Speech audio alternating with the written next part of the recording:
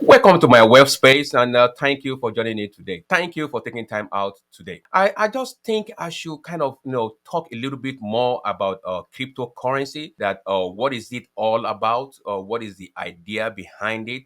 And just for us to have at least a little bit of idea of what cryptocurrency is all about, or what is intended to be and what it is right now. So cryptocurrency is a digital, asset. Some of the coins are digital asset, a store of value, and some of the coins are retail. They are retail, they are utility. You can use them to buy certain things or buy product or pay for services. That is the intended formula, the intended goal for cryptocurrency, and it's a digital form. It's digital form. I'm going to talk about just the two leading currency, the cryptocurrency, the two leading coin, the Bitcoin and also the Ethereum. The Ethereum is also, a coin that people reckon with, that is in the second position. The largest one is Bitcoin, and the second in position is Ethereum. So let us just look at those two, and we can get idea of what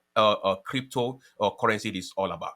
So cryptocurrency, how do they mine it? They mine it. They have miners that mine this crypto, that mine this coin. They're called miners. Those are the people that go into computer and mine it. Now, how do they mine it in the computer? Because ordinarily, when you hear miners, they go in the ground on earth and dig the ground, but they're doing this on computer. So, for example, Bitcoin. To create one Bitcoin is a complex mathematical problem that has to be solved in order for one Bitcoin to be produced. A complex mathematical problem that has to be solved before one Bitcoin can be produced. Likewise, Ethereum, likewise some other coins also, but we're focusing on those two leading ones. So once the mathematical problem is solved, then one Ethereum, one Bitcoin is produced, or Ethereum is produced. So the store of value part of cryptocurrency is this. This is what I want us to kind of understand a little bit. The part about the store of value. Now, Bitcoin can only be 21 million Bitcoin in the whole world. There's a limit to Bitcoin.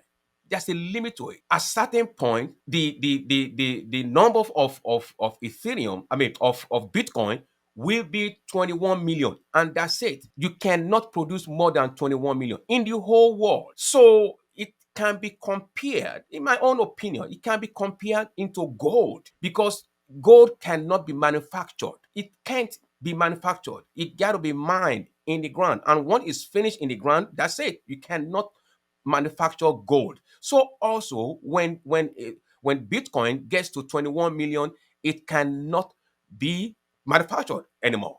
It's 21 million. That is how the inventor, the person that invented it, started the platform, and that is how it was created, to be 21 million, and it cannot produce more than that. So once, and as we know, when it comes to the prices of things, when it comes to prices of things, it has to do with demand and also the supply. The demand and also the supply. So we already know that the total supply of Bitcoin will be 21 million. That's it. 21 million. So that means there is a cap on the supply and also a limit on the supply. 21 million. That's it. So as times goes on, we can't produce anymore. As a matter of fact, right now, the number of Ethereum, I mean of Bitcoin in circulation is a 19.4 million. 19.4 million is the number of Bitcoin in circulation. 19.4 million. And that actually represents 92.44% of the total ever existing Bitcoin. 92.44%. So we getting closer to the limit of 21 million. And that is why it's a store of value. So if you want, if inflation doesn't affect it, you can't say, oh, there's inflation, and dollar went up by so. it's not going to affect the Bitcoin because it's deflationary. It's different. It's not going to based on it's a store of value. It can be compared into gold. As my own personal opinion. So it's something that is existing that has a limit. Because of the limit, it's a store of value, and because of it's a store of value, the prices tends to go up because there is a cap on the ever existing of this product. The ever existing of Bitcoin will be 21 million, and that's it. So Bitcoin, my own personal opinion, is a store of value, and that is why people are interested in it, because the supply of it is limited. And once we reach that 21 million, that's it, it's done. We can't have more of it. Just like gold, when you extract all the gold on earth, it's done. You can't produce, you can't manufacture anything. So the second one that I want to talk about is Ethereum. Ethereum also is a coin that has a different style. Even though in the long run it's gonna be, or it is, a store of value also. But Ethereum right now, as it is, it has no limit. It's infinitely existing. It can be produced. It's infinity. It can be produced forever. It can be produced forever. As a matter of fact, it is also known that each minute, 10 Ethereum is being produced. Each minute, 1 minute, 10 Ethereum is produced. But let's go further on that, and kind of let us understand what the platform is. The blockchain of Ethereum is big, and as a matter of fact, other coins put their blockchain on Ethereum blockchain, on the platform of Ethereum. So they are big, and people, is a good blockchain. It's a good system, and people trusted it. People trusted it, and that is why it's number two. Now, because it's infinity, it can be produced forever. The founder also has a system in place to kind of safeguard the value, to make sure that everything works well as is planned. So there's something that there are different level of process. So recently, Ethereum has moved from proof of work into proof of stake. Proof of work is when miners go out there and mine Ethereum, and they get paid by mining it. So they move from that focus into proof of stake, which means instead of you getting paid from mining, you are now getting paid by staking your Ethereum. Staking means you are putting it in a lockbox for certain period of time that you are not going to sell it, or you are not going to use it. So it's just in a storage. You put it in a storage. So once you put it in a storage, you are getting paid something for putting it in a storage. So you're getting paid for it. It's like interest rate. You're getting paid interest on your Ethereum that you stake. So it's to encourage staking, encourage people to hold on to it, and also to kind of discourage miners to keep mining, because they are getting money from actually staking it. So I can be a miner. You can be a miner. So instead of, if I know I'm going to get money from just not doing anything, just taking my Ethereum, why do I want to go through the expenses and the headache of mining this product? So I can just take mine and still make money from it. So because people can continue to produce it forever, so there's a system where they burn Ethereum. Every minute they are burning it, they're destroying it, taking it out of circulation. So as more miners continue to mine Ethereum, the system keep burning it and destroying it, just to reduce the number of it in circulation. And this percentage of burning, it increases year by year. So right now, we're saying 10 Ethereum is being produced every minute. 10 Ethereum is being produced every minute. But 7.67 of Ethereum is destroyed every minute. So they are producing 10 and they are destroying 7.6 every minute.